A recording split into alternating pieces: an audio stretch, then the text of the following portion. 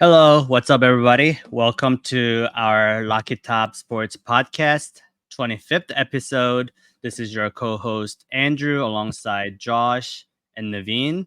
Today, we're going to kick off with a very exciting and important announcement. So, we are thrilled to announce that we have partnered with BetStamp and Sign Up Expert, opening up an incredible opportunity for you to join some of our favorite sports books to get the best odds and new user offers if you don't already have some of the sportsbook accounts. So please do head over to our dedicated page at signupexpert.com/LockyTopSports to explore a selection of sportsbook tailored to your region, each with the unique offerings. Based on the geolocation tag, it will automatically show you what legal sports books you're allowed to sign up for. So you don't even have to go through and try to see, oh, is this book legal? Is this book available in my region? So if you're ready to take your sportsbook betting to the next level, please do utilize the link. Also, for you guys that are watching this on YouTube slash Twitter and X, the QR code is right here to the right of me uh, in that orange square. So, please do use that to access our page. Again, we are incredibly grateful for this partnership with BetStamp and Sign Up Expert. And we're excited. Hopefully that'll help us bring you guys more quality shows. And again, for you guys betting, please bet responsibly. Please always keep track of your bets. And as with anything, always shop around. That's what Best Stamp is for. All Yeah, right, with Andrew. that, Yeah, man, that's great news, man. And I really appreciate you starting off the show with that. We're me, Naveen, I think the whole team we're really excited about the opportunity to team up with BetStamp and kind of see where this goes. Obviously, we've been bringing great picks, gambling picks throughout the last 6 months. So, BetStamp reached out to us, and we're really excited to be able to maybe help some people out, get a little bit more return on investment. And, if they, sign up, they're going to, reap some possible winnings there, through our sponsorships. So I know I'm ready to bet using some of our products that we're going to be teamed up with them with. And, I think it's going to be an exciting time. Naveen, what do you think? Yeah, great time. It should be just another path to victory for us and the boys. I think that, right now we're standing about 57% on the year. Anything over 53.8% is profitable. So we should be in a good spot to continue making money going forward. And yeah, speaking of that, I think it's a great opportunity to look at this weekend. Going to provide you some picks from around the world today. So we got Copa America going on, Argentina versus Peru, under 2.5. Andy, you said you liked it. So why do you like it?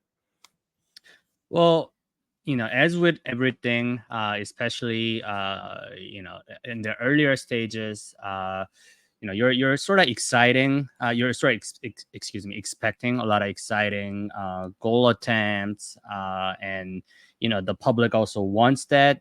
Just anecdotally speaking, I feel like first few games of these tournaments, whether it be Copa, Euros, World Cup, Olympics, usually tend to be a grind out battle, and I just feel like Argentina, Peru, a lot of eyes probably gonna be on Messi. Everybody's expecting him to bang in 3 goals. Just knowing me, observing these patterns throughout the years. We love patterns here. You guys all know. So I'm gonna just go ahead and go with the under 2.5 goals. Seems like a slugfest, 1-0 Argentina type of thing. But obviously, you don't want to be laying down the odds. I think the best odds we found, again, shout out to our partner BetStamp, which makes comparing odds a breeze. I think under 2.5, anywhere between -120 to -140. I think if you can get it at -120, that seems like a very, very much of a value pick for me.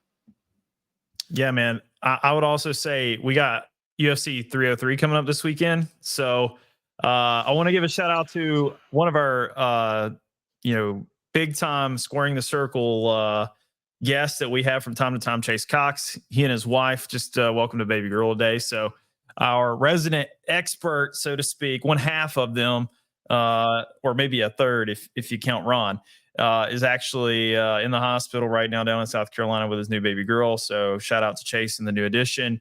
But Naveen, interesting picks here. UFC 303. What do you think going into this weekend? Who are you giving your edges to here? Yeah, so until I see him lose, I'm gonna go with Alex Pereira again. He just fought at UFC 300. He's back again at 303, filling in for the spot that was supposed to be for Conor McGregor and Chandler. He's facing off against Yuri Prohaska, another guy that fought in 300. Should be a very interesting match, but again, too much power, too many results that have been so one-sided for me to fade Alex Pereira. So I'm going with Alex Pereira. And speaking of McGregor, you got Mini McGregor going on. Ian Gary, yeah, minus 155, showcasing a lot of the same swag that McGregor did when he came out just 10, 15 years later. So continuing the theme there. And yeah, it should be a great weekend of sports.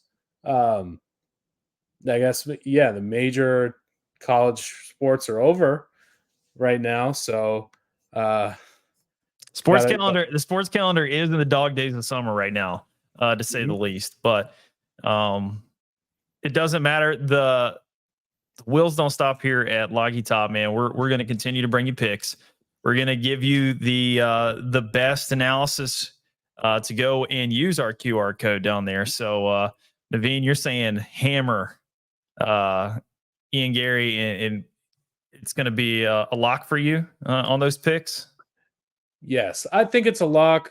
I will be betting about medium amount of money. I would say 2 units for me. So, okay. 2-unit play. All right. Responsible gambling, everybody. Responsible gambling. Great. All right. But so, we're kind of bearing the lead here, boys. Let's talk about it. Let's go ahead. Josh, take it home. Bro, so, I know that this is episode 25, and if you're a lifer here on Locky Top Sports, it's been about 2 weeks since we've came to you live or on podcast here. So a lot of that has to do with just life coming at us fast. But man, what a lot of just absolute joy and sports stories that have been going on in our small summer hiatus here. But none bigger than your Tennessee Vols baseball team winning the NCAA College World Series National Championship. Man, I cannot tell you how long it's been for me. Specifically, I think out of the 3 people on this podcast right now, it's been 26 long years since I've seen Tennessee win a major national championship in men's sports. Andrew's followed closely there with me, because he came to the States a few years after 1998 and was indoctrinated shortly thereafter, but not nearly as long, but over a quarter of a century for me, drinking from the depths of despair. But damn it, I'm drinking from the keg of glory now. We took down the Texas A&M Aggies. It didn't look good on Saturday night, but we came back with strong performances on Sunday and Monday night to close them out to win the program's first national championship. Yes, there was some questions whether or not I got emotional. Did I cry? Hell yeah, I fucking cried like a big ass baby, tears streaming down my face. It was tears of joy. Man, I couldn't be happier to be a Tennessee Vol. I think I've worn orange literally every day to work. I am required to wear a uniform, but at some point I was able to rock some Tennessee gear throughout the office to let everybody know We have cemented and planted the big orange Power T flag on the top of college baseball, where we rightfully belong, because we have the best team probably ever, winning 60 games, the most any SEC team has won, and won the national championship. Slugging percentage out of this world. We had 5 players over 30 home runs this year, or excuse me, 20 home runs this year, some almost up to 30 home runs this year. Christian Moore, Dylan Dreiling. You can just continue to lay on the superlatives for this bunch. They delivered when the moment was so big. And man, as a Tennessee fan, I couldn't be more happier. Andrew, I'm going to pass it to you. Take some more victory laps. This has been a blissful week for me. I can only imagine how it's been for you. I know, being in New York, you've had to be wearing that shade of orange that we all love, and bragging to everybody at Black Rock. So let us have it, man. How's this week been for you as a Tennessee fan? Yeah, it was me personally, like Josh said, only since early 2000s. But that being said, it's pretty cool. It's pretty cool to be able to say finally the Volunteers are on top of the Division I NCAA college sports world in one of the major sports. So again, huge victory here. Funny enough, I've watched the game 2 and game 3, and I think I told you guys, ever since I finally broke the curse, where I was, I believe, 0-4 against every time I watched a Tennessee baseball game, and then from there, now we have went 4-0, because I could not watch game 1. I was at a Sweet 16. Yeah, Sweet 16 party. I was at a Sweet As 15 weird- actually. As weird as that sounds, Yeah. It was my girlfriend's family friend's daughter, so we all had to be there. Pretty interesting. I felt like I walked into a MTV Sweet 16 show. A huge venue. Just an incredible sight, and obviously, so like I'm not gonna sit there and try to watch this. Did she get a convertible for her birthday? No, because it's Sweet 15. So no driving yet. No permit. That being said, yeah. That being said, so I couldn't really watch it and all that. But hey, it was incredible. Sunday and Monday being able to to witness it. So finally broke the curse, and that carried on through. So very very very strong. Rocky Top. Just all week basically. Also, we'll get into in a little bit, but with the NBA draft news, just couldn't be happier. Naveen, man, walk me through how it's been up in New Jersey this week, and for you, celebrating this big accomplishment for the baseball team, man. I know that you're kind of a newcomer to Big Orange fandom, but all that being said, still a very loyal Volunteer.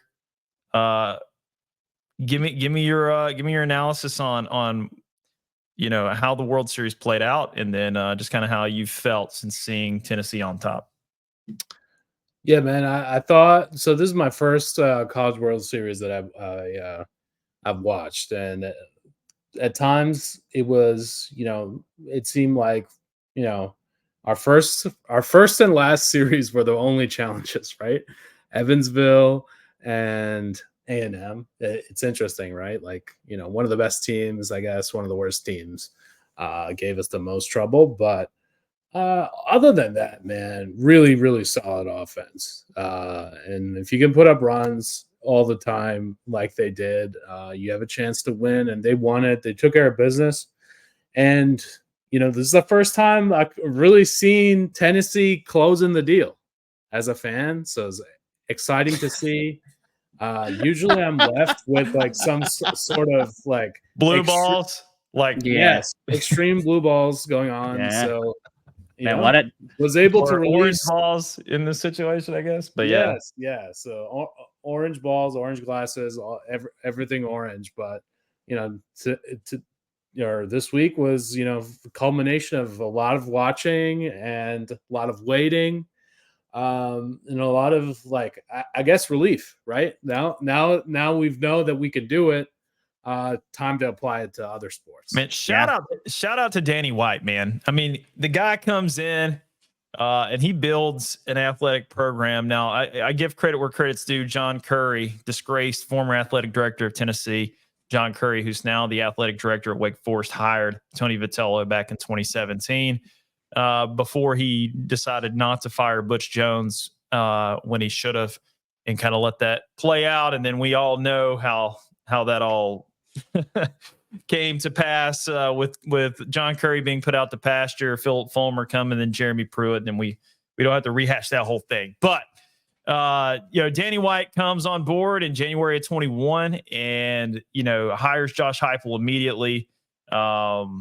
And I think with the leadership that we have at Tennessee right now, with Donde Plowman, the president of the university, Randy Boyd, and with our athletic director, my boy No Nugs, Big Danny White. Hey man, say what you want, but everything has gone just astronomically better since he's been in charge of the athletic department. And I'm excited to see where the rest of our teams go. I mean, if you had asked me in my lifetime, have I ever seen a better big three at Tennessee with Rick Barnes, Josh Heupel, and Tony? I'd have to say absolutely not, because I mean, you think about it right now, and I know it's kind of cliche to say, we're in everything school, but you look at it, you got a team that went 9-4 with a Citrus Bowl win. We got the number one quarterback, number one player coming in with Nico to kind of lead us into this season. So I think our absolute bottom this year will probably be 9 wins, potentially 10 or more, and we've talked about that going into the playoffs. And then you also got the Elite Eight appearance from Rick Barnes this past season, Andrew. I mean, you really see just the athletics department as a whole really just kind of benefiting from the great leadership that I think that Danny White's displayed. I mean, as a Tennessee fan, for as long as you've been, can you name a better time? And I thought for a little bit, I was like, well, when we had Bruce and Pat and Phil, but then even the baseball team, I think, after Delmonico left back in the early 2000s, we hired some really big boobs to just like fuck the baseball program up. So what Tony Vitello inherited from like Todd Raleigh and those kind of abysmal coaches, and Dave Serrano. I think Dave Serrano is a great guy, but Todd Raleigh and Dave Serrano left Tennessee baseball in the grave. And then John Curry hired that handsome Italian man, Tony Vitello, to come in and resurrect our program. Can you, Andrew, kind of walk me through, your thoughts about where do you see the men's athletic department as a whole, Tennessee, and can you name a better time in your fandom of seeing a better three leading the men's athletic department? No, absolutely not. I think it's exciting to see, and I think the goal is, it's looking like, and then we have some work to do on the football side. But if we could get to, like a place when the Gators during our high school years were across major sports, winning championships in football, championships in basketball, and getting to the World Series. Like, I feel like that's like the, probably like, fan or not, that's like one of the, greatest feat as an athletic department that you can have in that period, right? Even going back to back in March Madness, and obviously having Tebow around and always being in the hunt. So, finally, hopefully, the Tennessee program is getting to that level. Like you said, we just reached a new height with, like this year in football wasn't as smooth as say like 2022, but still went to a New Year's Six Bowl and got a win. We looking ahead. I think we're in a lot better place now. We'll talk about the offense and all that in a little bit. But personally, whatever EA says, I think we're better than that. So we're in a good place. We just won a World Series, got to Elite Eight. of course, we're losing Dalton Knet, but there's a lot of exciting players that are coming in. So all in all, very good place, and hopefully, just as our pod grows, hopefully, our sports teams are able to also carry a lot of momentum, and hopefully, we're able to gather more followers, and very excited about that. Yeah, absolutely, man. I agree. Naveen, how are you feeling about our 3 head coaches that we have in place right now?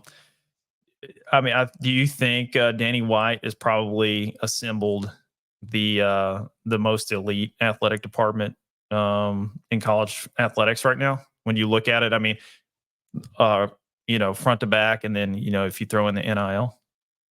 Yeah, I think it's really the story of NIL, right? When did this stuff kind of change? When do you see the football schools performing well everywhere else? NIL. When do you see like big time coaches attracted to these type of schools? NIL. I want to say that this should be the start of something and not the culmination of it. Absolutely. I think it's a cascade. Yeah, for sure. Yeah, I hope we maintain this attitude and we maintain the aggressiveness to go get players. Now there's no real excuse. We have a tough SEC coming up in every single sport. SEC is more tough, right? So getting the wins while we can is important, and continuing forward, setting a good tone for our other sports should be our number one priority. I do want to give props up to Heupel and Brick Barnes. They did a great job, but for right now, Tony's at the top of the food chain at Tennessee in my eyes. I don't know how Well, I else mean, Absolutely. I saw this tweeted out by Tennessee Athletics earlier today, and I know we've been harping about the men's, the big 3, baseball, all the revenue producing sports with baseball, football, and basketball. But Tennessee, every sport reached the NCAA postseason. That's men and women's. 11 top 10 finishes nationally. 11 out of your athletic programs, men and women's combined, finished top 10 nationally. I mean, what a year, and then, your baseball team is national champions. I mean, I don't know a more dominating Directors Cup victory than what Tennessee did. And you look at the baseball team, it wasn't one of those one-offs where you kind of got hot in Omaha. Mm-hmm. They won the SEC regular season. They won the tournament, and then the SEC tournament, and then they won the College World Series. Yeah, leave no doubt. The first number 1 seed since 1999 to do it. They broke that curse. Miami was the last team to do that. I mean, again, the accolades, they can't be reinforced and restated, I think, too much, because, like you just said, Tennessee baseball left absolutely zero doubt in this season to do what they did. And, you talked about how they went about it with, the Evansville, and then, kind of the book in there with Texas A&M. But, Florida State, that check swing goes a little different. What does our road to the finals there kind of look like?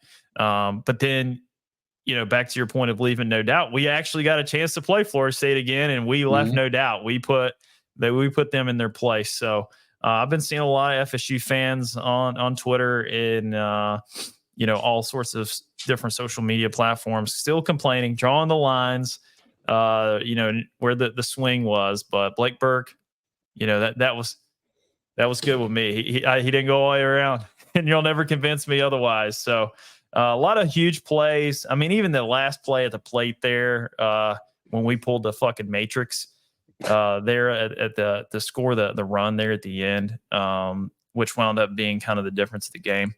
But as Tennessee fans, we celebrated. We had the huge Gay Street parade the next day. I mean, I think the city of Knoxville said there was like 85 to 90,000 people that showed up to that parade. So it's basically about 10 to 15,000 short of everybody in Neyland Stadium on Gay Street. And, you know, Naveen, I know you're not as familiar with Knoxville as me and Andrew, but Gay Street's already a very congested area. So they were packed in there like sardines, man. But you had Tony out there, you know, signing women's breasts, babies, baseballs, you know, the 3 Bs of Tony V. Babies, breasts, and baseballs, signing them all. And man, you see all that jubilation. But let's kind of switch gears here. You know, we talked about Tennessee winning it and then how we felt. Imagine being a Texas A&M Aggie right now. Imagine being a Texas A&M Aggie and your coach leaves you in the middle of the night. Tennessee fans, we can relate. Wasn't our baseball coach, but Lane Kiffin left us in the middle of the night to go to USC. But Schlossnagle left A&M the next day after saying he wasn't leaving and goes to be the head coach of Texas Longhorns. Naveen, I know your cousin Big Texas probably blew your cell phone up. Tell me what your initial reaction was when you heard the news that Schlossnagle was leaving A&M after he accosted people for even bringing it up after the game, saying there was no way he was leaving. Do you think that's problematic for college athletics? Or do you think, you know, I already think I know where Andrew's head's at, but do you think that just comes with the territory now in the kind of the space we're in?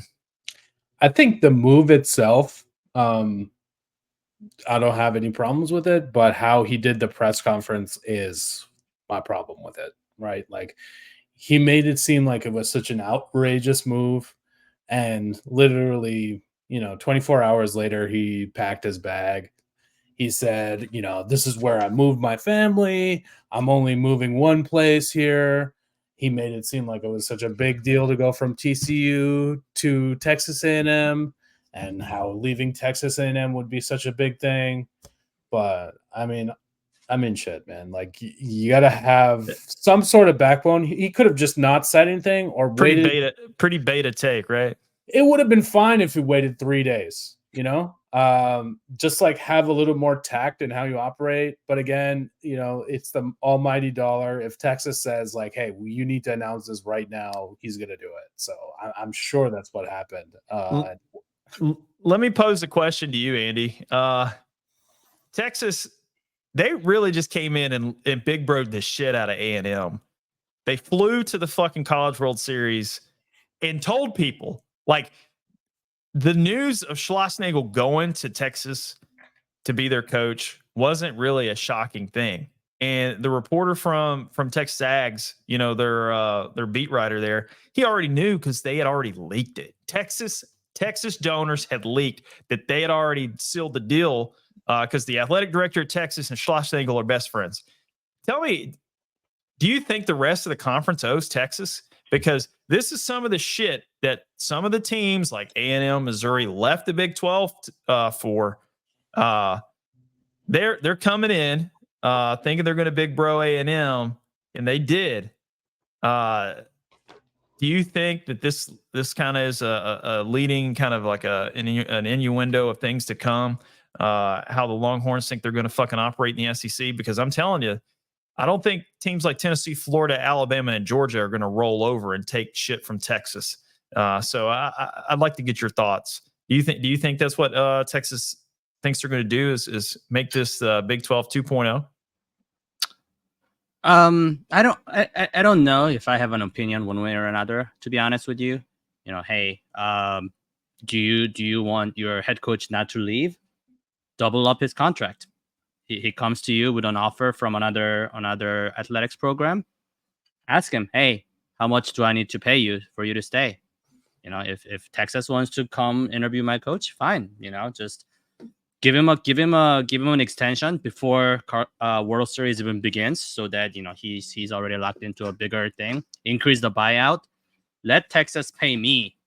If Texas thinks he can come into my backyard and poach my employees, let him pay me. That's what the buyouts are for, right? So I think this was an incredibly stupid operations on A&M's behalf, and it's like why Rick Barnes got a contract expansion, and that's why Halpo got a contract extension in 2022 before When the season Oklahoma was even came, over, when right? So Oklahoma like came open. yeah, but that's what you gotta do. Like if you don't want to be a little bro, don't act like a little bro. You have money. A&M has a lot of oil money. there is a lot of Throw oil the money money there. at it. Yeah. I don't know that the money was the issue. I think it was more of the relationship between Schlossnagle and the AD at Texas. So he even kind of laid that out in his press conference. It was more that I have a career and I have goals, and I think it. What if he won the game though? What if he won what the if you? series? Yeah, That exactly. was the ultimate question, right? Like if you knew that, like, was it not conditional on you winning the national championship? That's the weird thing to me, right? Yeah, If you exactly. won the series, like, how the fuck are you gonna move? And I mean, to be the runner-up, I mean, you're a good team. I mean, Texas A&M was ranked, number 1 for the majority of the year. My biggest complaint with Texas is why the fuck do you have to do that? Why you got to leak it? Why do you got to send people to Omaha and cause the drama for A&M? Let them. I mean, I just think that's kind of low class. Like, I think you need to let the thing play out. And now you just kind of see it for all the Aggie fans out there, man. My heart goes out to them. I kind of feel bad for them a little bit. I don't feel bad for us beating them. I don't at all. Like, I'll victory lap the shit out of that all day. But the way that their coach left and that whole just kind of shit show that it has become, man, I just don't like how Texas went about that. And if they think that that's going to be a thing that they're going to be able to do to kind of assert dominance over other teams in the SEC, I think that they're going to find out that that's not going to play out in their favor. Okay, should we switch gears away from baseball for a bit? Yeah. All right. Big news coming out of the NBA draft. Dalton Connect, our good friend Dalton Connect. He's liked our post. He's interacted with the squad here. Known lockytop sports fan, Dalton Connect. He has gone to the Lakers. Andy, give me your thoughts on this.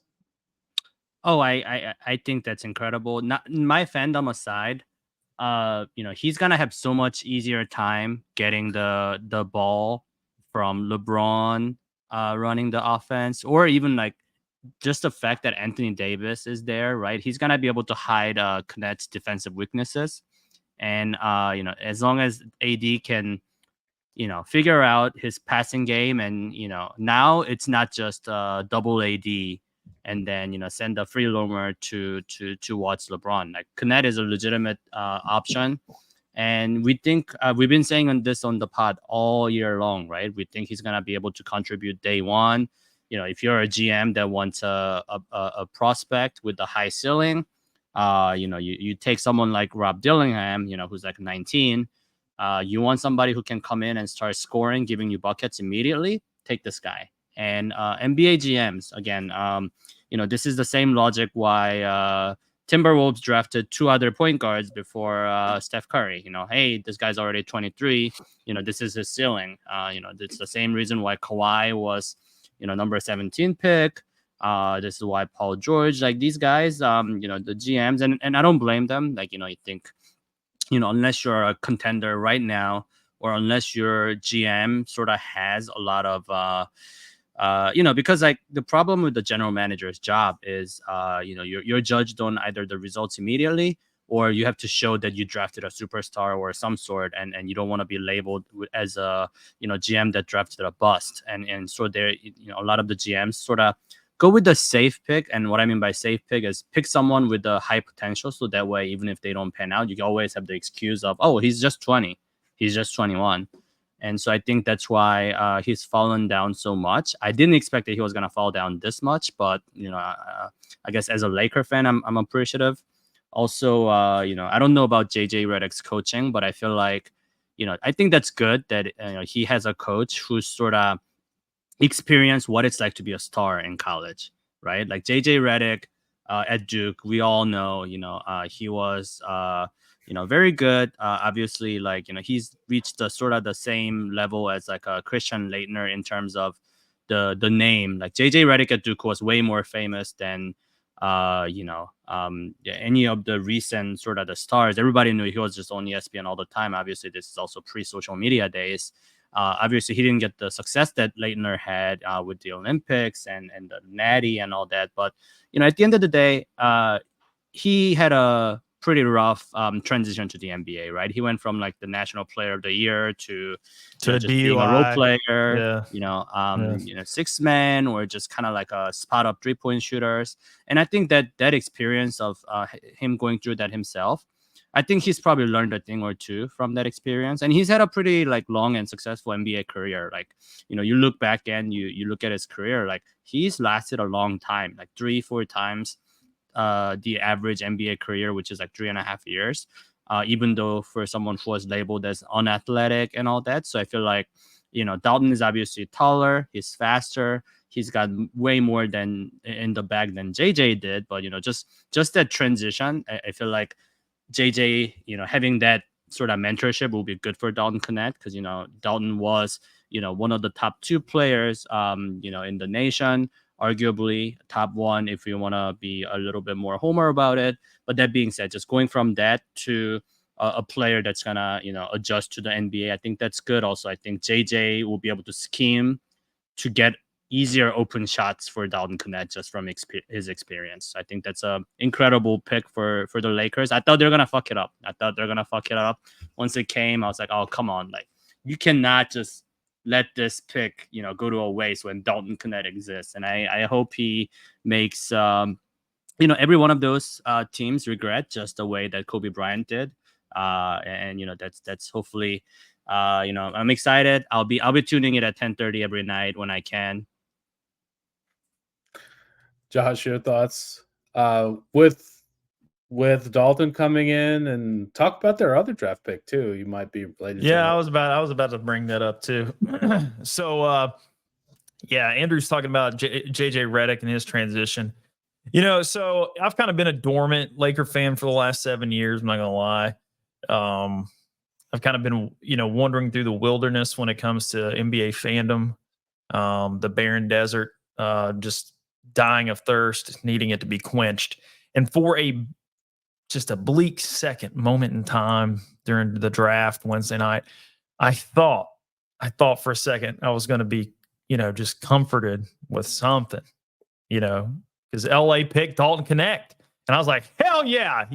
I thought I was fucking Kobe in that damn Sprite commercial, just refreshed, ready to go. I was back on the Laker train in spite of LeBron James still being on my fucking team.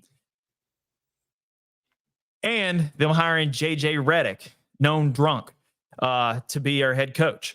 So, Andrew brought up his transition. Yeah, it was a hell of a transition for JJ Redick, DUI, coming in the league and all that stuff. He had a lot of baggage coming in, but he figured it out. We all make mistakes. We all grow up. God knows. I hope people don't pull out all my skeletons and talk about them one day on a podcast. But, let he without sin cast the first stone. Here we go getting biblical. We haven't brought up Bible school on the podcast in a while. Shout out Naveen. I know you like it when we do that. So now going back, that was a little New Testament. We go Old Testament on you. Fire and brimstone. What the fuck are we doing getting Bronny James on the Lakers? Like, waste of a pick. Why let him go to Europe? He was threatening to go play in Europe. He's a nobody. He's not even he's not a has-been. He's a never will be. He's the first player ever drafted because of his daddy, being LeBron James. And it's just like, why do the most cringiest thing you can do, Lakers front office, and bring Bronny James to the Lakers? He doesn't even belong in the league, let alone being in LA. I've seen all the little stupid memes today, like breaking news, LeBron James being, asked about sleeping with teammates' mother. Like that's the type of shit. I was like, hell yeah. Like, I know it's been a minute since Kobe left. For the memes, baby. Yeah, it's been a while since Kobe left. Wandering through the desert, the wilderness there, looking for some locusts, some milk and honey, something. Then the basketball gods shine down on me. Manna from heaven. Dalton Connect, my favorite college player of the Tennessee Vols from recent times, being drafted by my Lakers, and then they go and diarrhea shit down their fucking leg and get Bronny James on the Lakers. I couldn't be more disappointed and more just fed up with the incompetence that we see from LA. And that's why they don't win titles outside of the COVID bubble. They need to get rid of LeBron. I'm okay. I can stomach JJ Redick. I couldn't stand him in college as a neutral fan of the Tar Heels in the past. I always used to love watching UNC beat Duke while JJ Redick was there. And I know you did too, Andrew, and I know Naveen, you as well, being the Vol heel that you are. But with all that being said, I need Dalton to have a good summer in the G League. I need him, in the summer league. And then I need him to show up strong starting day one. Don't get this wrong, LA. Don't mess this kid's career up. Don't be starting Bronny James. If you do, I will not be tuning in at 10:30. I will be turning it off and going to bed. And Adam Silver and the rest of his league will continue to suck like it has for the last 10 years in the ratings. Naveen. Yes, sir. Over to you, big dog. What you got? What you think about DK to LA? I think he's going to form a glorious partnership with Austin Reeves, man. I'm going to go ahead and stamp it Prestige Worldwide. I think it's going to be Prestige Worldwide. I like it. Yeah, going to stamp it as, reincarnation of some good old-fashioned 60s and 70s basketball. They'll play the right way. They'll do all the right things, make key shots. And I think he has a good opportunity to learn from JJ Redick and also obviously LeBron, right? Like that's a huge resource to have. Calm down. We can just get easiest shots. We'll get formed by JJ Redick. Okay, but still, like, he's going to be in a very good position to score, 12 to 15 points a game. I think it's possible. I think it's very doable. He came to Rick Barnes to learn defense, and if he did, he'll get to put it on display. So hopefully he will. As for Bronny James, like, what a fucking incredible life he's led, right? Like, yeah, man. Born on third base, acts like he hit a triple. Born on third base, goes to USC, heart attack, cardiac arrest, basically almost dead, and then averages 5 resurrected, points a game. Man. Good for him. Averages 5 points a game, and then your dad drafts you. So that's like born on third base, got caught leading off third base, trying to steal home, and then somehow got avoided the rundown. Yeah. So he did it. Shout out to him. And honestly, as a person, like I've watched some Bronny James interviews. He seems like a very grounded kid. He doesn't really take, he doesn't seem like an asshole like LeBron and JJ Redick. So he seems more like Lonzo than LaMelo, just from the personality wise. Right. More of a humble, normal guy, but we'll see. We'll see what happens. I think it's exciting. As for me, as a Timberwolves fan, we got Rob Dillingham. I'm pretty fucking pumped about that shit. Mm-hmm. I know he's from the coal mines, but I'll take it. Hopefully, like we couldn't get Tyrese Maxey, so we got Walmart Tyrese Maxey. Let's go. I wish one day there would be some way that I could have the on-off switch like Naveen has when it comes to professional players coming from the collegiate ranks of teams that I absolutely detest, like the Kentucky Wildcats. Will Levis, great example of that. He is the starting quarterback for my Tennessee Titans. And it drives me absolutely insane because I know how much of just an absolute disaster he was at Kentucky. Now he did play decent in the game against Miami last year, but I don't want to switch gears into NFL and go down some rabbit hole here. But my point is, Naveen does a really good job of flipping the switch. We got to move on. And moving on.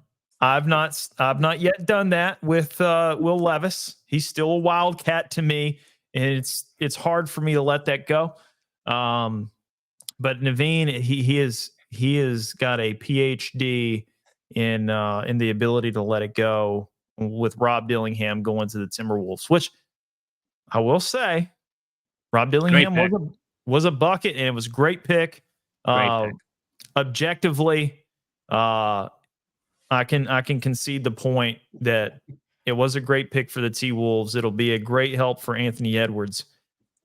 But with that being said, there'll probably be less air horns played when I talk about the Timberwolves next year. Just going to throw that out there. Okay. As far as I know, Dillingham does not put mayo in his coffee, so I think we're good there, Josh. Will Levis, weird as fuck, fumbled an all-time baddie. He did. And I don't know what happened since he did that. It's all kind of downhill. But hopefully it doesn't happen again for Rob Dillingham. Hate to see it. Yeah. Go Vols. Exactly. All right. So, Josh, you wanted to bring up the EA Sports video game. What exactly did you mean by this shit, man? Oh man, dude. EA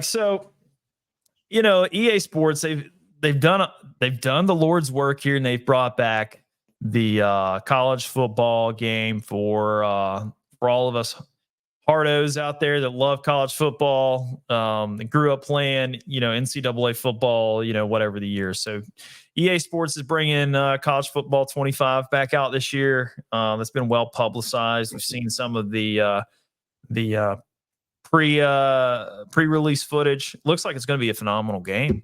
One thing that I am very concerned about is, man, where are they getting these statistics?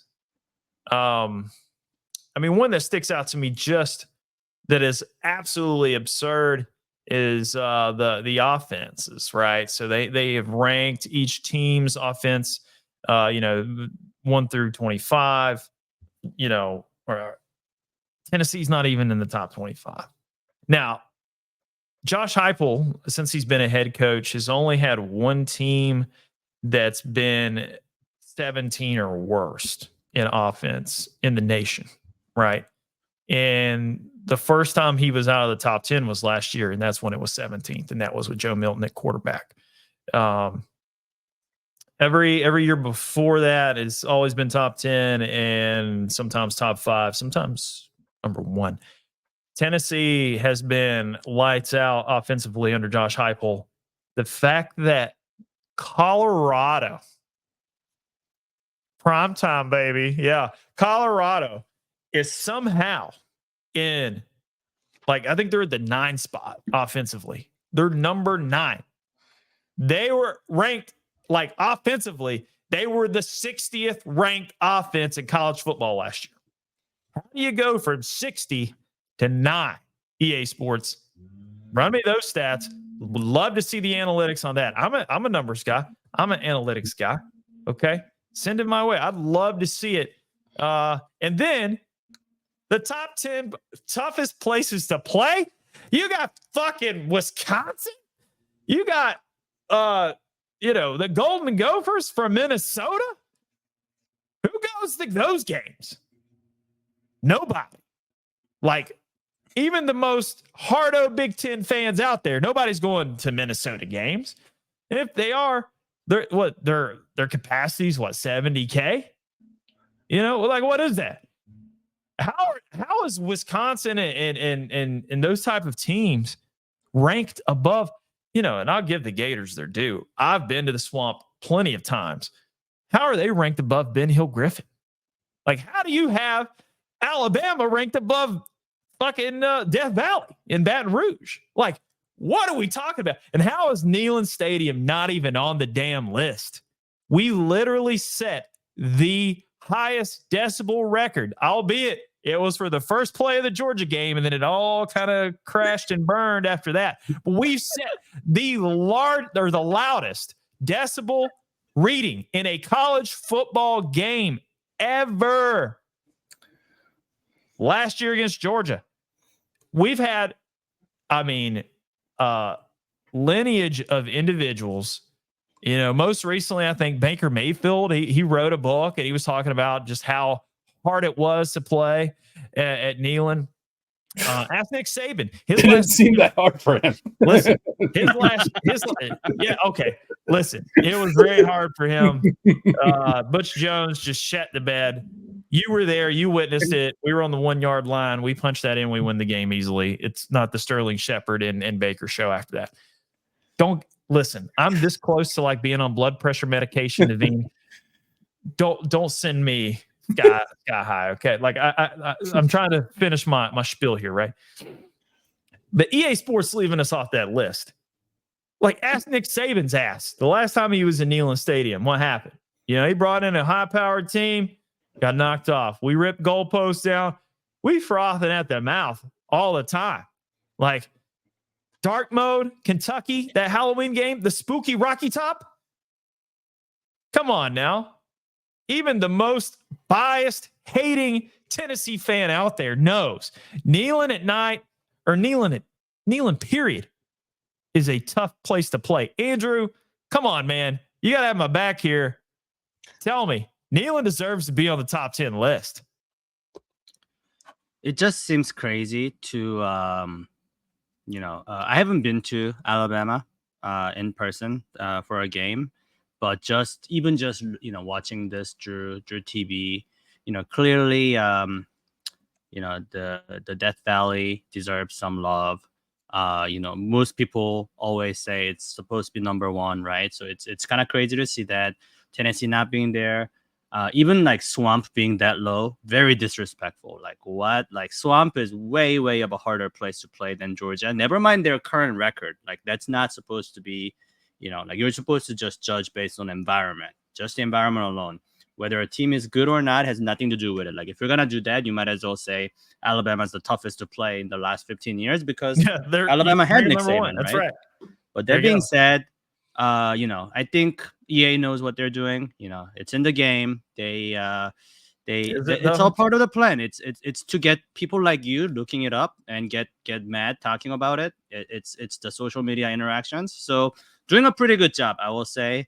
I went through the Twitter rabbit hole, and every fucking fan base is just all chiming in, and hey, noise marketing, it works. It works. Yeah, and they're gonna build it up. And then ultimately, I think, offense rank, I don't think that's like meaningful at all. Cause it's gonna, if it's anything like any of these sports games that we've seen before, it's gonna adjust, right? Like when the data comes out, it's gonna adjust, like when the season starts.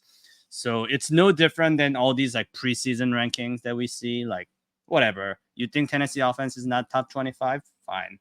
I'm not as like riled up about it because I feel like they're purposely putting Colorado there. Like, do they really think Colorado is 9th ranked offense? Probably not. But they want people to talk about it. They want Dion to talk about it. I bet you when the preseason presser starts, that's gonna be like one of the first questions they're gonna ask, and they're gonna have video clip of Deion Sanders talking about his offense. That's gonna be on SportsCenter fucking all summer long. So they know what they're doing. Hey, let them be. Let me jump in. Let me ask you this question real quick. So you know how they do Madden, with the player rankings and everything. I think the reason, and I agree, they're doing a lot of this for marketing. I'm not a dumbass. Noise marketing, yeah. I got it. But my point is, with the player rankings, the way that they're going to bring the team out, I think when people play the games, they want it to be the most authentic version of those players and of those teams. Naveen, if you're cracking open the plastic off the fucking game and you're popping that shit into your PS5, and Tennessee is fucking overall like 79, and like that's not the case. Isn't that going to turn you off a little bit, when you're having to play Colorado that's 99, because they've just, done a horrible job at ranking the teams. Because I think I don't claim to be a gamer, but what I do play is Madden. And then, now that we've resurrected college football, I mean, Andrew can tell you, I used to live on NCAA football in high school and college. That's all I did. Life choices I've learned from it. But if you're opening up that game, don't you want the most authentic version of what you expect the team to be? Now, I know preseason rankings can be flawed, but if you're looking at it from the way that they've set a precedence with the player rankings with Madden, then, going in and saying, hey, you're the guy, this is your ranking. I think there's some right for people to be a little upset, especially if they're going to pay their hard-earned money for the game. Yeah, I think that's a good point.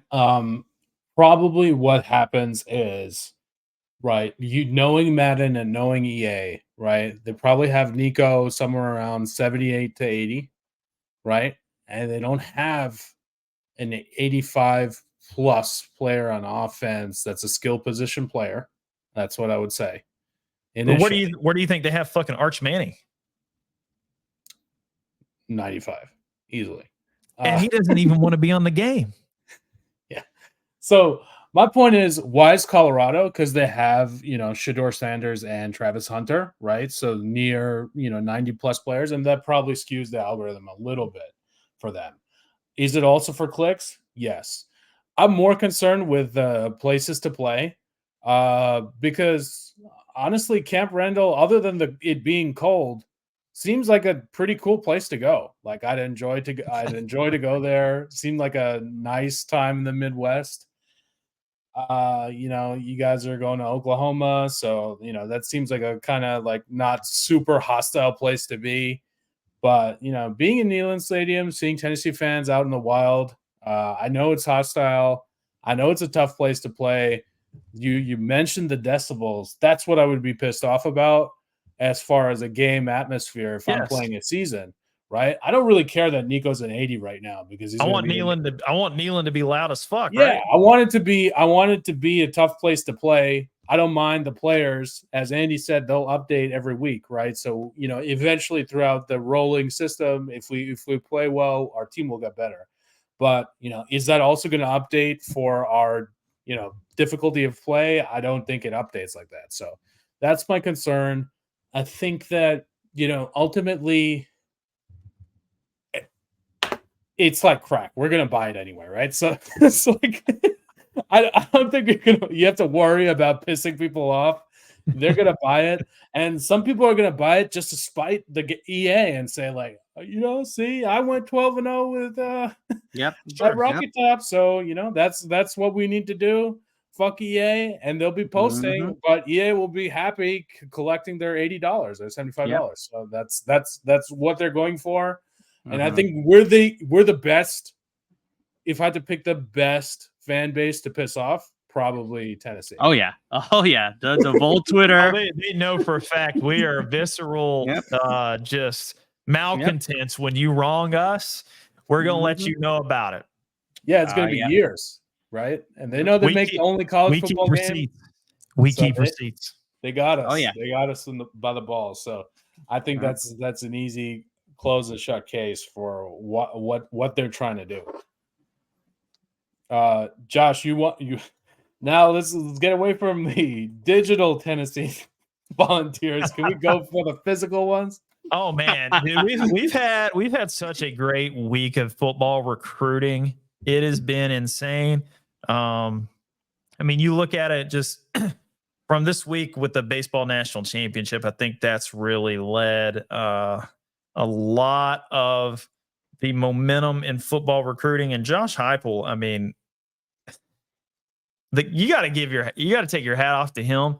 His ability to not only recruit at a high level consistently, but then also be at the College World Series. I mean, I saw him, Morgan Wallen, freaking Rick Barnes, Peyton Manning, all sitting up there high-fiving, drinking beers. And it's just been absolutely bonkers in recruiting, this week. And then, we cap that with one of my favorite news stories of the week as far as football recruiting goes, and that is 2025 4-star wide receiver Travis Smith. He's one of our top recruits that we're still pending, but it looks like he's leaning to Tennessee. He's had a great visit. We've also gotten,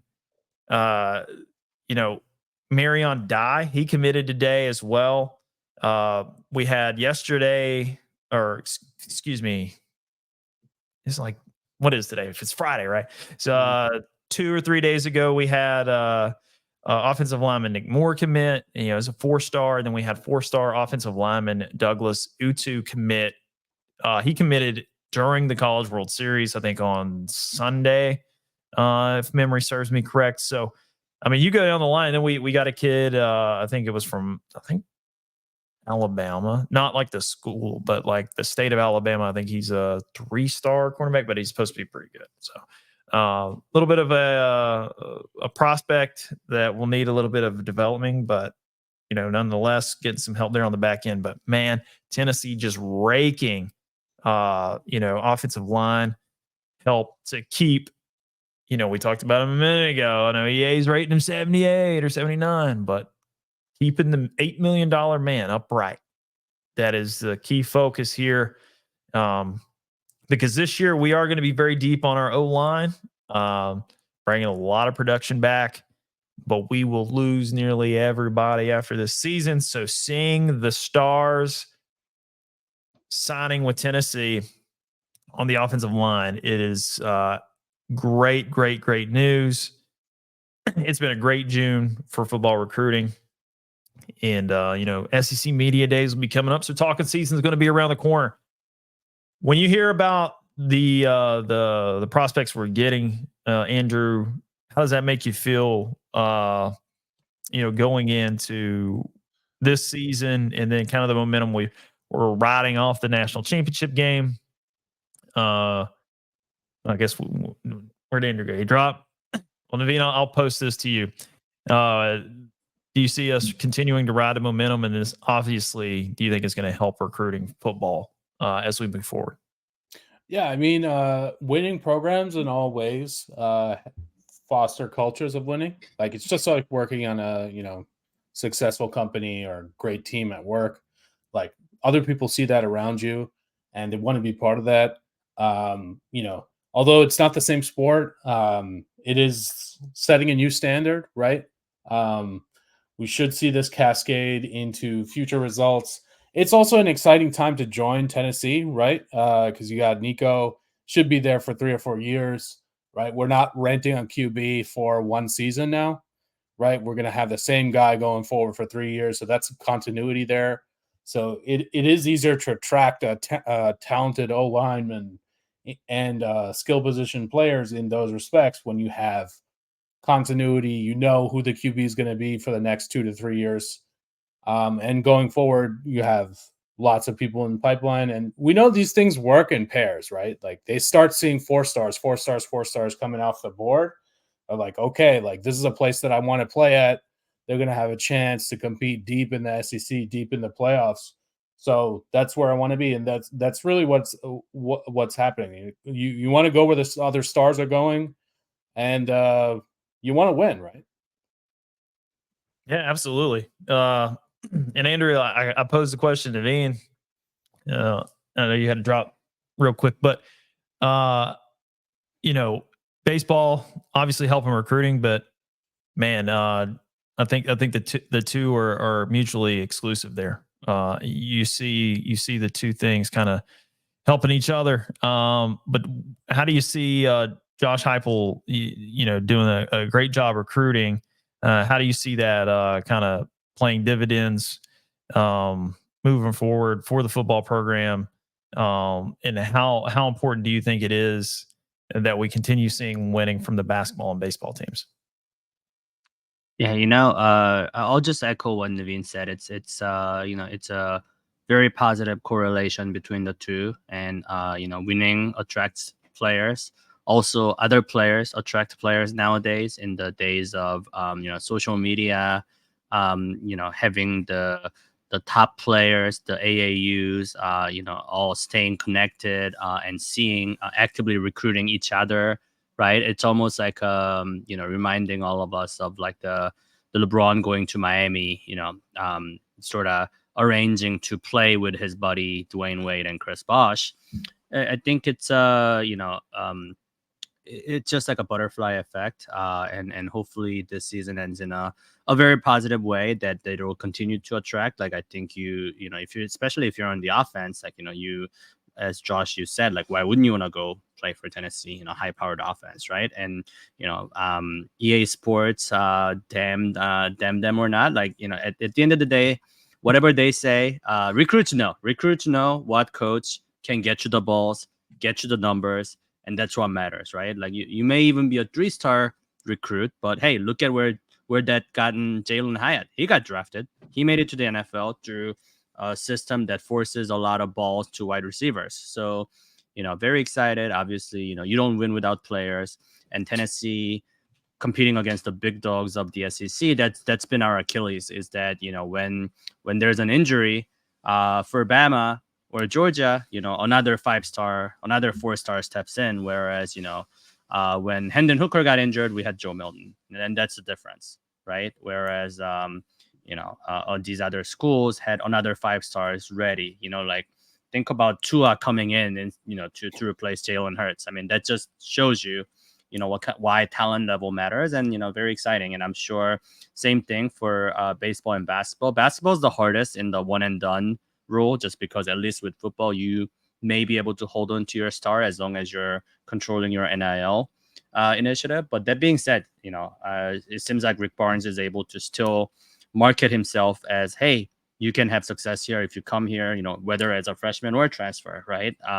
Dalton, I think the fact that he came here and got drafted in the first round, I think that's gonna motivate a lot of people.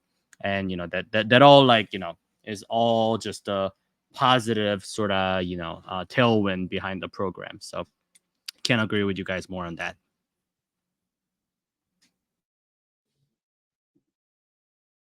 Josh, any thoughts there? No, I think you both did a really good job of kind of driving home the point of it pays to be a winner. And, when you do win, good things happen. And Tennessee is reaping the benefits of all that. So, yeah, put on more steam, get the recruits, and all things will be great. All right. Least favorite topic time. Andy, can you introduce this one? I don't know if I can do it. Yeah, so apparently Josh didn't play enough defense there.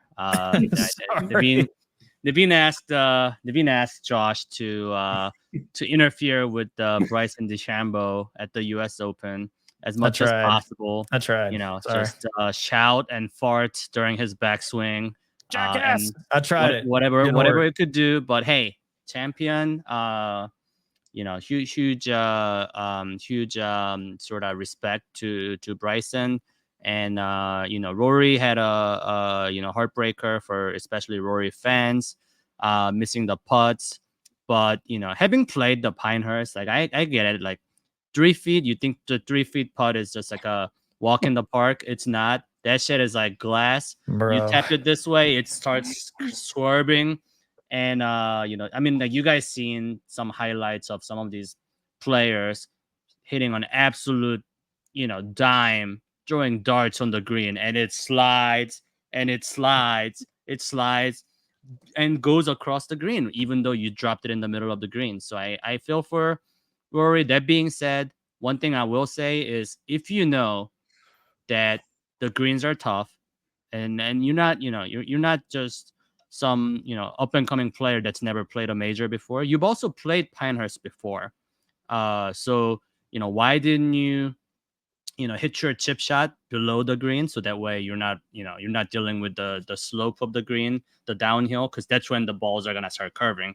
I always say you never want to leave the ball above the hole, right? Always leave it below the green.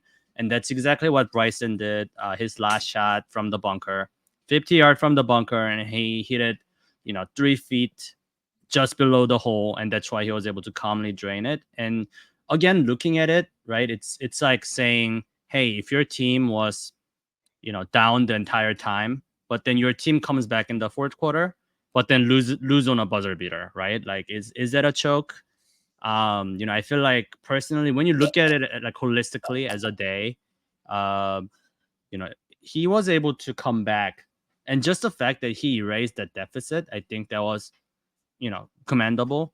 Just that, if you're gonna birdie like, 5 birdies, all you needed to do is just not bogey that last hole, really. And again, Bryson could have also easily bogeyed it, and then it went to tiebreaker, right? But then Bryson came through in the clutch. But that being said, it's not, games are not decided in the last buzzer beater. Golf is not won on the last hole of the 4-day tournament. It's won from day 1 through day 4. So did Rory choke it? Sure, but Rory also could have just easily ran away and won it had he not played a dog shit round on day 2. Then that's what Bryson did, right? Bryson, basically finished every day 3 under, and that's what it takes to win a major like that, so that you give yourself some buffer. So heartbreaker for Rory fans out there. But and heartbreaker for Naveen that Bryson, his favorite golfer, won the tournament. But it is what it is. Just gotta tip the head off. And Pinehurst is a fucking tough golf course. Josh and Naveen talked about it on the last pod. It's brutal. There's a phrase FDR, and that doesn't stand for Franklin Delano Roosevelt. That stands for fuck Donald Ross. It's a brutal course. Josh, to you. Yeah, so I'll tell you, man. I was able to go out. We shared some live scenes of the number 1 golfer in the world, Scotty Scheffler, there on our Lucky Top Sports Instagram account. Hope you guys enjoyed that for the few viewers that joined in and watched. Scotty, obviously, he didn't have a outstanding performance by any stretch of the imagination. Scotty's probably a lot like me, man. It was hot as shit in Pinehurst, man. I'm telling you, if it would have been me, I'd have been fucking dying. I'd have been ready to call it quits on day 1. But suffering through that, I'll tell you where it all went wrong for Rory. When he decided to pull that damn divorce paper back, that's where it all went wrong for him. He should have just stayed on the fucking path to divorce, and he wouldn't have had all of these compromising cloudiness of thoughts. He would have been locked in on those turtleback greens, and it would have been falling off the edge of the earth time after time. So, not only did he choke away the U.S. Open, but he choked away the opportunity to live a happy life. Now he's going back with the ball and chain. Look, when you bring the D word up, it's over anyway. Rory, you're such a beta fucking pussy willow for being able to go back and pull the divorce papers. Now, I'll search my moral compass real quick, and I will do a disclaimer real fast and say I'm not someone that's for divorce. But if you're already on that trajectory, like Rory was, there ain't no coming back, pal. Just go ahead. You could have been married to the 2024 U.S. Open Championship trophy. You decided to give all that back away for a woman that doesn't even really want you. She just wants you for your money. And then you blew that. You didn't even get the purse. You let some 3D printing fucking dude, Bryson DeChambeau, right, print some golf clubs and bring them to the golf course and whoop your ass with them. Naveen, I'm sorry I failed you. I'm sorry I failed golf writ large. I am a definite PGA guy. I hate all things live golf. They took their Arab blood money and they ran with it. And I know they've merged. I'm still not over it. It's almost like being a Lakers fan watching LeBron wear purple and gold. It's not palatable to all of us. But I will say, and I will end with this, it was a great time. I want to shout out my buddy Brian. He got the VIP hookup. Man, we were at all the great locations. We were at the Putter Boy. We were at the Champions tent, and we were out to all the tents. Man, I've never been to a golf event where I had my own air-conditioned shitter. U.S. Open at Pinehurst went above and beyond. Thank you for the hospitality. It was great, Brian. The food, the drinks, the experience was great. Appreciate you for taking me out there. And if you ever get an opportunity, a lot of people they rave about the Masters, but if you get an opportunity to go to a U.S. Open, it doesn't necessarily have to be at Pinehurst, but I will say a U.S. Open tournament wherever they have it. And I know it rotates year to year. Go check them out, man. There's a lot of good stuff from USGA that you can get involved in, get signed up with. I'm not going to give them free pub all the way, but if you get the opportunity, please go do it. 2024, the 124th U.S. Open this year. It was a great success. Loved it. And yeah, man, I hated to see Bryson DeChambeau do it. I wasn't there Sunday, so I couldn't seal the deal. While I was there on Saturday, though, I was doing everything I could, and it was looking good for Rory at the time. So you can't blame me. I did play enough defense. Rory decided to pull back the divorce papers. He got on the phone, called his lawyer, and the rest is history. Naveen, your thoughts? Put a bow on the U.S. Open. Your favorite golfer carrying around the trophy for the last 10 days like a complete and total dickhead. Give us your thoughts. Man, disappointed to see it. But honestly, no issue with him being an idiot after winning. That was my whole problem with it. He was being an idiot while not winning. And having the superior confidence. You earned the right? Now you've earned it. No issue right now with him. I thought this was interesting because I didn't really get to watch first 3 rounds. So I only saw the fourth quarter of this game, basically, right? So I was asking Andy, is this does this go in the history of the Rory chokes? Andy was, but not even close. Not even close. Rory has Andy kind of educated me that the choke of the choke, up 4 going into the final day. That's awesome.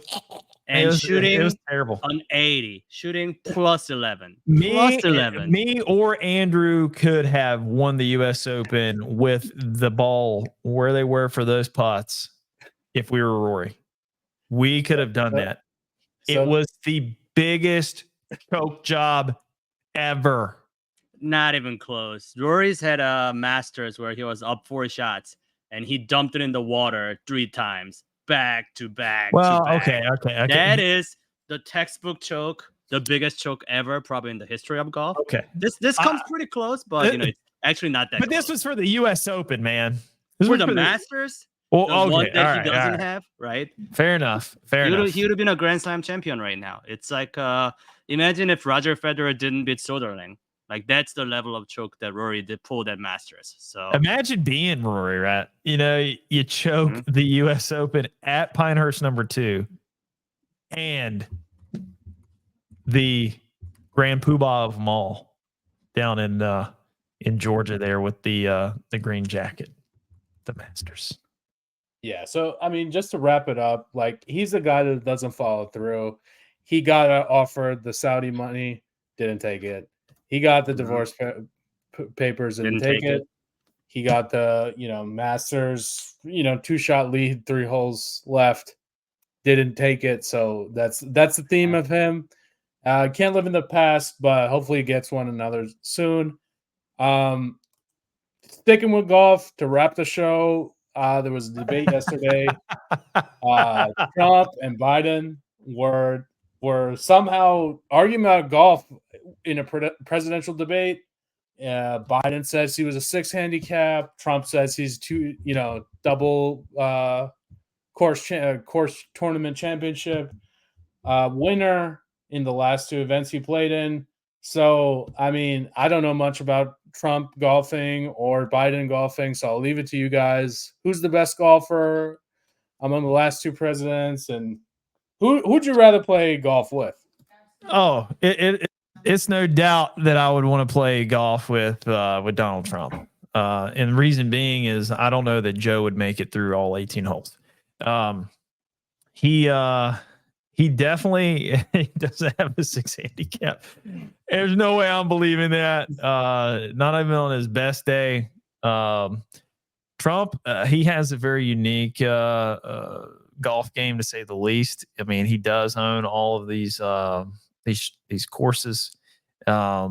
I mean, Andrew's even been up there at the one in New York or New Jersey, I guess, for a wedding last year.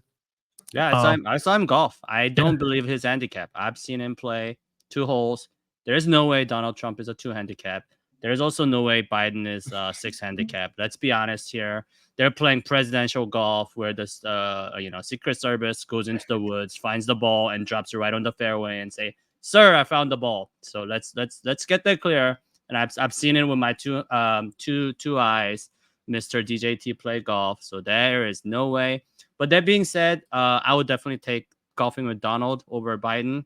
I also think, Biden, maybe not now, but I wouldn't be surprised, let's say like 20 years ago, a career politician would be bad at golf. Like there's just no way. So I kind of see maybe where maybe at his highest, point of golfing career, maybe that was. And same for Donald, right? Like career businessman being bad at golf. I can't imagine it. That being said, my favorite, I think, is always going to be our boy George. Watch this drive. Just cracks me up every fucking time. We must do everything we can to stop these terrorists. Now watch this drive and just pipe it down. Poses it for the media. He knows his shot's already over, but he just turns it over just for the finishing. That is who I want to play golf with. I'm also sure, George probably hilarious in person. So absolutely. If I had to pick which former president, George Bush, give it to me all day, and I would pick him over Trump or Biden as my playing partner. Yeah, I would say the reason why I would want to pick Trump is because he does own a lot of amenities when it comes to golf courses. So I think I have the best of the best. I don't know that George could show me such a good time. I mean, George is also very rich, right? Coming from oil industry, Texas. No. Sure. No, I get it. But I'll tell you this, and I'll we'll move on and wrap. But I know Naveen is not much of a golfer, but I have full faith and confidence that Naveen would whoop the shit out of Joe Biden and Donald Trump on a golf course. No doubt in my mind. I don't think so. These old men golf. I mean, I've seen Trump golf. There's no way he's a 2 handicap.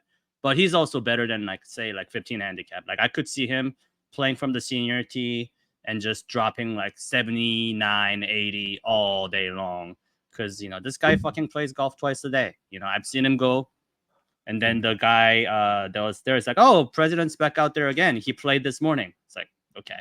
So he plays twice a day. Like he's going to be probably pretty good.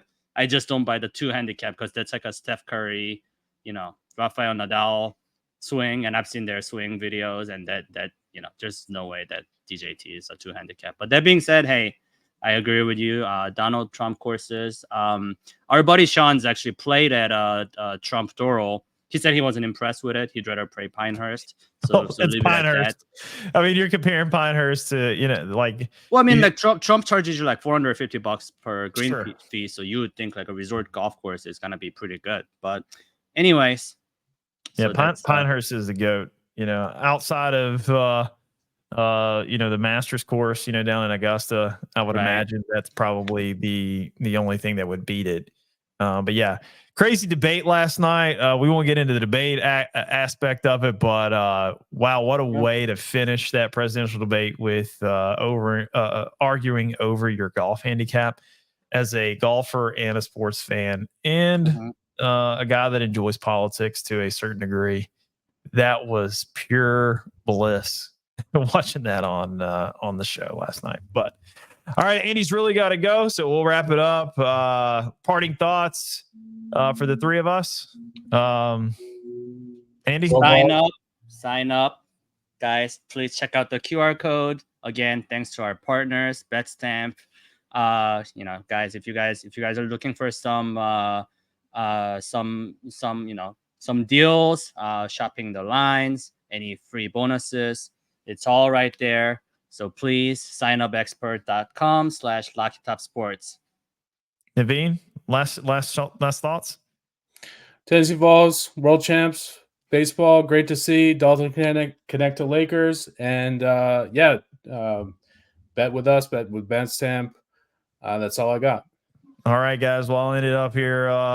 Go Vols. We're the champs. All of us here are champs. For Josh, Andrew, and Naveen, this has been Lucky Top Sports. We love you. Go support us, subscribe, and use our QR code to place your bets. We'll see you next week. See you Go Big next Orange. week. See ya.